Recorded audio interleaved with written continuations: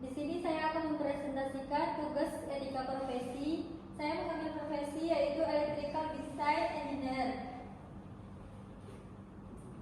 Electrical Design Engineer adalah seorang insinyur teknik elektro yang secara khusus bertanggung jawab dalam merancang dan membuat sistem kelistrikan pada bangunan, fasilitas industri, infrastruktur, atau perangkat elektronik.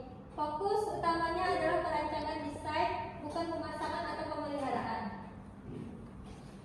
Tugas dan tanggung jawab Electrical Design Engineer yaitu merancang sistem kelistrikan, membuat gambar dan dokumen teknis, melakukan analisis dan perhitungan teknik, memastikan kepatuhan terhadap regulasi, bekerja sama dengan tim proyek, melakukan revisi dan optimasi desain, menjaga dokumentasi. Lingkup umumnya yaitu kelistrikan daya atau power systemnya, pembangkitan, transmisi, dan distribusi listrik. Elektronika dan instrumentasi yaitu kontrol, sensor, microcontroller, dan rangkaian digital atau analog.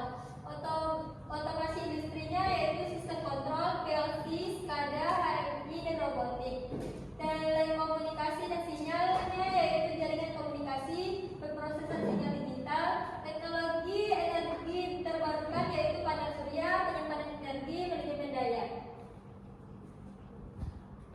Organisasi atau lembaga yang menaungi profesi tersebut yaitu Persatuan Insinyur Indonesia atau PII Indonesia, Ikatan Nasional Tenaga Ahli Konsultan Indonesia atau INTAKINDO, lalu The Institution of Electrical and Electronic Engineer atau IEEE Internasional, The International Electrotechnical Commission atau IEC, National Fire Protection Association atau MFPA, lalu Lembaga Sertifikasi Profesi atau LSP.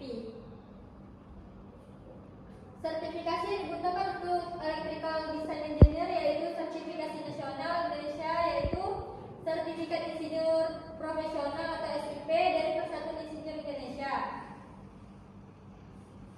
Fungsinya yaitu legalitas profesi insinyur sesuai Undang-Undang Nomor 11 Tahun 2014 tentang keinsinyuran wajib untuk menjalankan praktik keinsinyuran secara sah di Indonesia. Sertifikat kompetensi ketenagalistrikan dari LSP atau Lembaga Sertifikasi Profesi. Fungsinya yaitu wajib untuk mengikuti proyek-proyek ketenagalistrikan nasional atau tender pemerintah. Lalu ada KA, sertifikat keahlian dari LPJK. Fungsinya itu wajib bagi tenaga ahli yang terlibat dalam proyek konstruksi atau terutama desain instalasi listrik bangunan. Dibutuhkan untuk masuk dalam sistem SIKAP yaitu Sistem Informasi Kinerja Penyedia. Lalu ada sertifikasi internasionalnya yaitu Professional Engineer atau PE. Lalu yang kedua ada sertifikat Electrical Designer dari berbagai lembaga pelatihan internasional. Dan yang ketiga ada Autodesk Certificate Profesional atau AutoCAD atau Revit FAP.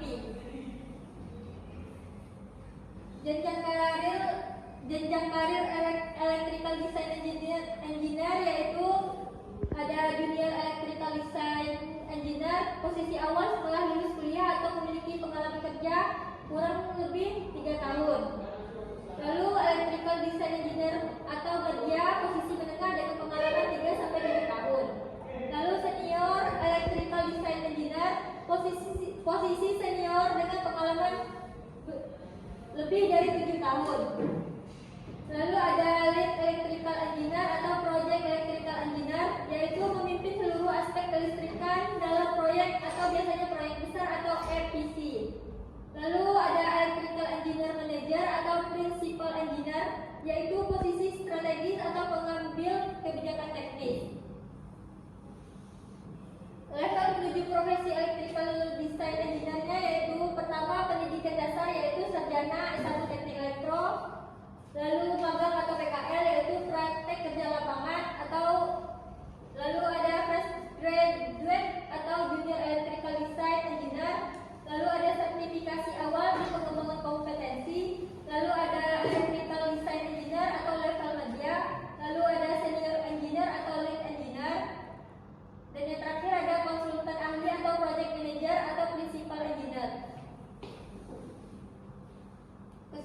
tujuan dari electrical design engineer adalah profesional yang bertugas merancang sistem kelistrikan untuk bangunan, industri atau proyek infrastruktur. Profesi ini membutuhkan latar belakang teknik elektro, keahlian teknis, dan sertifikasi profesional seperti SIP dan SKA dengan jenjang karir yang jelas. Profesi ini memiliki peran penting dalam memastikan sistem kelistrikan aman, efisiensi, dan sesuai standar. Baiklah, hanya itu yang dapat saya sampaikan. Saya akhiri dengan wassalamualaikum warahmatullahi wabarakatuh.